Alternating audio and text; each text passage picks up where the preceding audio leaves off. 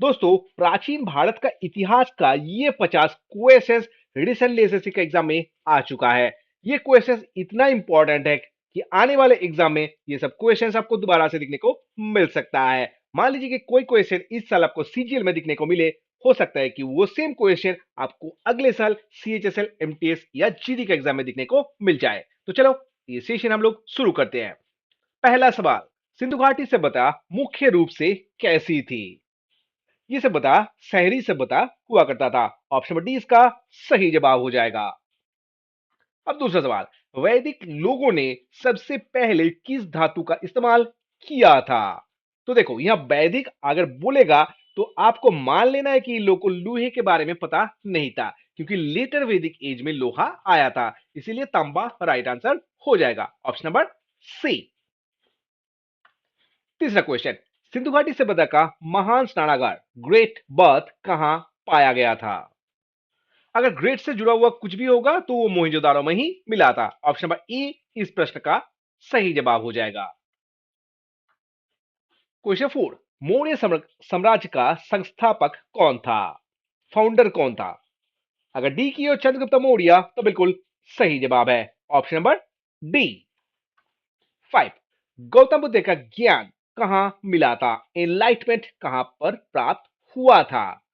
अगर बोध गया की हो ऑप्शन नंबर बी तो बिल्कुल सही जवाब है।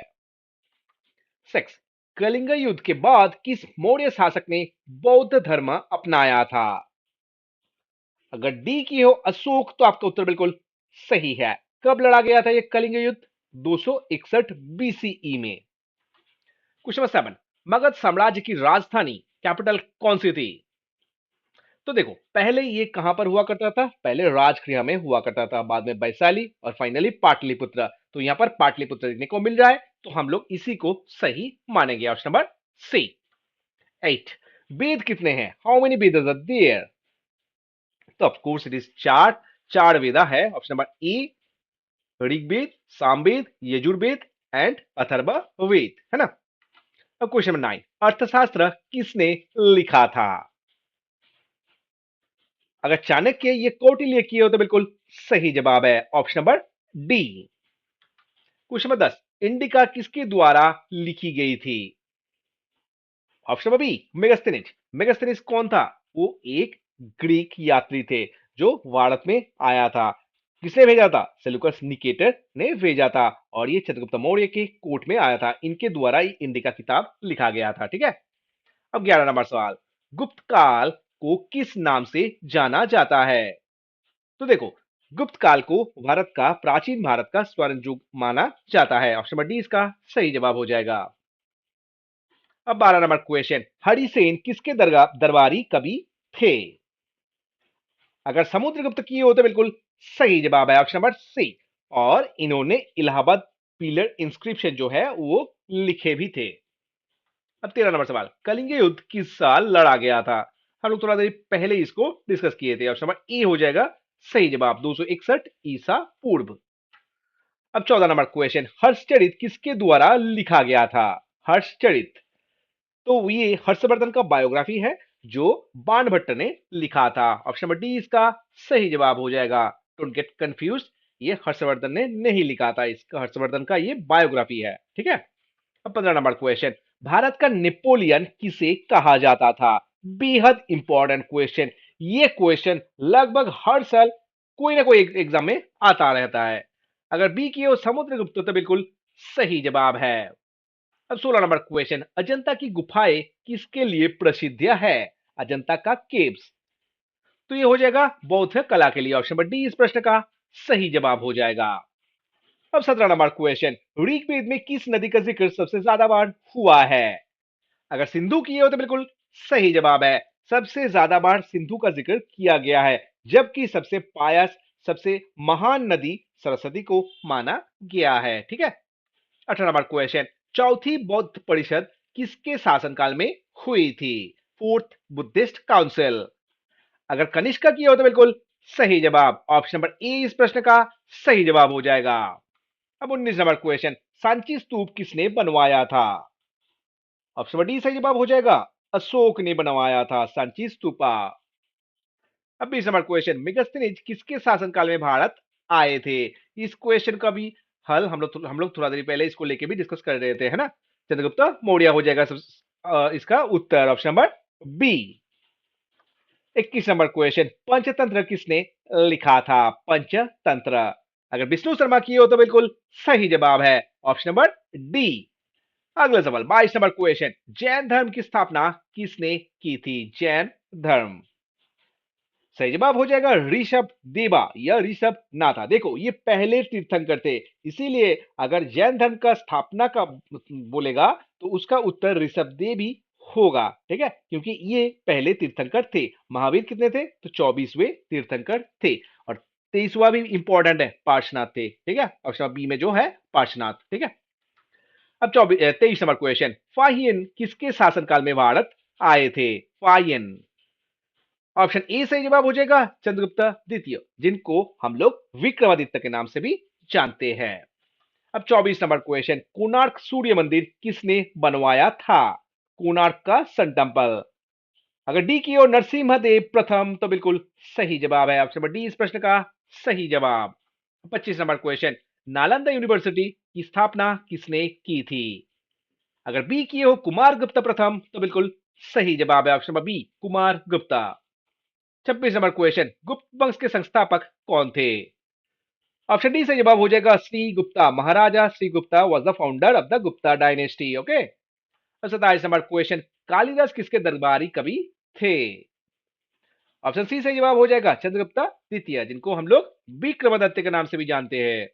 28 नंबर क्वेश्चन, वैदिक अर्थव्यवस्था जो वैदिक इकोनॉमी है वो मुख्य रूप से किस पर आधारित थे? तो देखो ये वैदिक इकोनॉमी बोलेगा तो इसको हम लोग को मान लेना है कि ये अर्ली वैदिक एज है, और अर्ली वैदिक एज में इन लोग का जो मुख्य व्यवसाय था वो क्या था? तो पशुपालन था, और यहाँ पर आंसर भी वही है पशुपालन। पर लेटर वैदिक एज में क्या हो गया?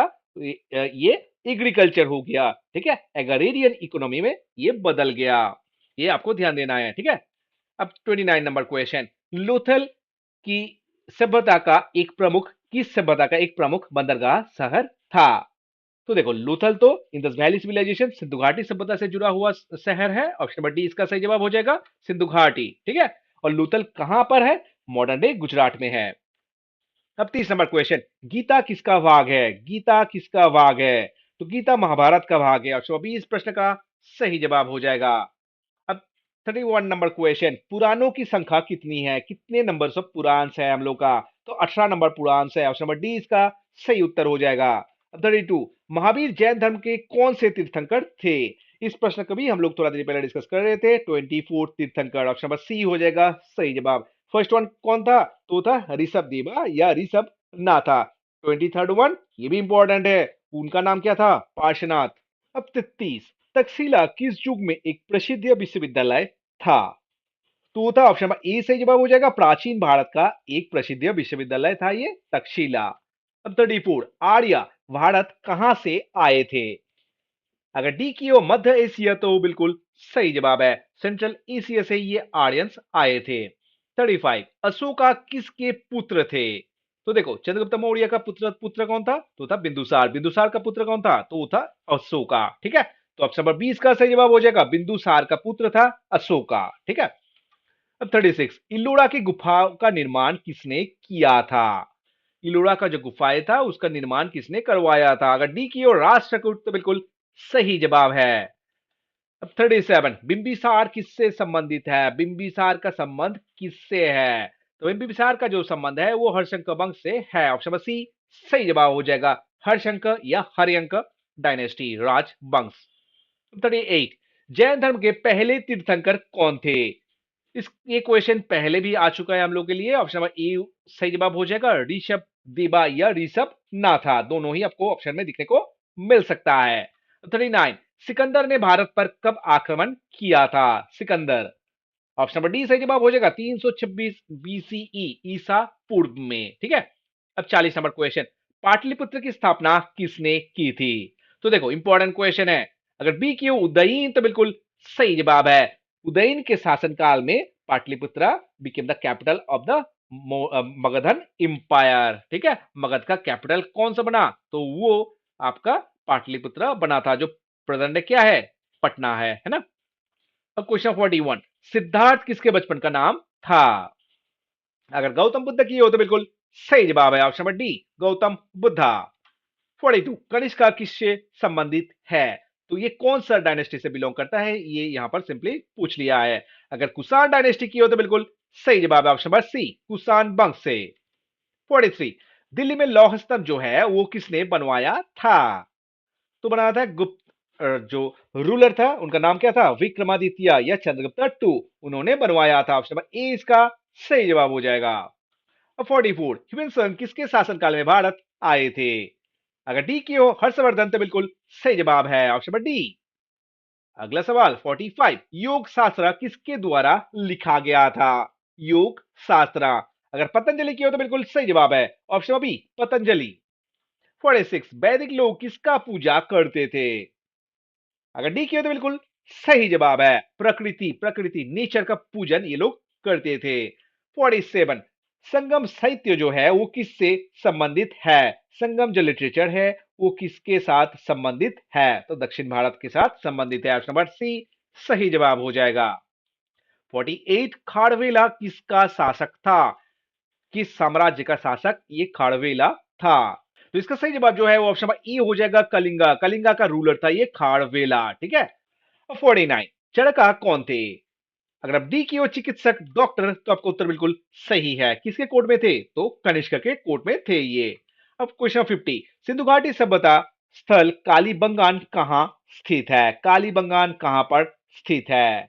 अगर आप बी की हो राजस्थान तो बिल्कुल सही जवाब है, राजस्थान में ये सिंधु घाटी का स्थल कालीबंगा स्थित है। और यहां पर किसका साक्ष्य मिला है? तो जूते हुए खेत का साक्ष्य हम लोग को मिलता है, कहां पर? कालीबंगान में। तो दोस्तों ये था 50 प्रीवियस ईयर का क्वेश्चन जो हाल फिलहाल में एसएससी के एग्जाम में पूछा गया है। तो वीडियो अगर अच्छा लगा तो वीडियो को लाइक करना, दोस्तों के साथ शेयर करना, और चैनल को अभी तक सब्सक्राइब नहीं किया हो तो जरूर सब्सक्राइब कर लेना। मिलते हैं अगले वीडियो में, तब तक के लिए गुड बाय, जय हिंद।